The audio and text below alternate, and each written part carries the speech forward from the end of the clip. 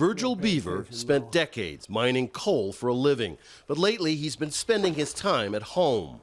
There's nothing I can do about it. You know, I get laid up. I mean, I had 20 years of a good run. In April, Beaver's employer, the world's largest coal mining company, Peabody Energy, declared bankruptcy. About 500 miners in northeastern Wyoming were let go. Beaver, married with 2 teenage daughters to support, is looking for a new job. And I can't go out and find a job for $10 an hour to pay my bills. You know, so my job market's kind of limited.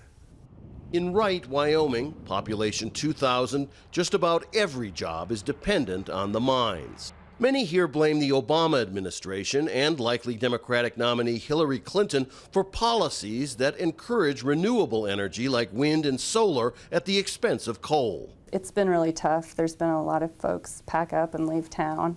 I'm afraid we'll see some businesses close, but hopefully we can try to survive the storm. The storm has battered working-class Americans for years. More than 5 million mining and manufacturing jobs have disappeared since 2000. Analysts say the losses disproportionately hit workers in places like northeastern Wyoming, where the population is predominantly white.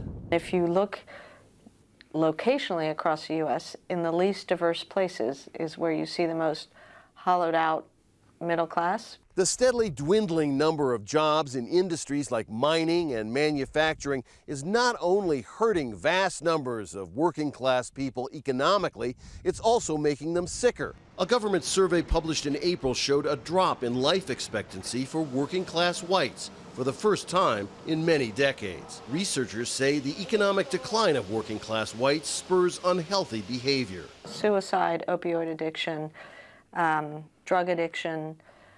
And if you look at that geographically, it's most concentrated in these areas I talked about, the sort of hollowed out, remote places. White working class discontent has fueled the rise of Republican presumptive presidential nominee Donald Trump, who promises to tear up trade treaties. Like many white working class voters, Virgil Beaver has lost faith in the establishment. Career politicians, they have a certain agenda they're trying to meet. It's not helping the working class people. Growing anxiety among working class people that will be felt at the polls in November. Rob Reynolds, Al Jazeera, Wright, Wyoming.